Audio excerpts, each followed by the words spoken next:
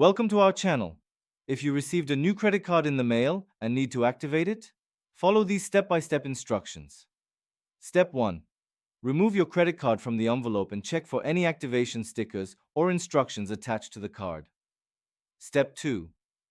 Locate the activation phone number or website URL, which is typically printed on a label on the card or included in the welcome materials. Step 3. Visit the activation website or call the toll-free number provided by your card issuer. Step 4. If activating online, enter your card number, expiration date, and CVV security code when prompted. Step 5. Provide any additional information requested, such as your name, date of birth, or the last four digits of your social security number for identity verification.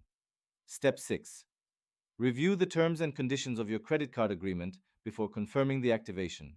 Step 7. Once the activation is complete, you will receive a confirmation message on the screen or via email. Step 8. Your new credit card is now active and ready to use for purchases, cash advances, and balance transfers. Keep your card secure, monitor your account regularly, and set up online access to manage your card and track your spending. Don't forget to like this video and subscribe to our channel.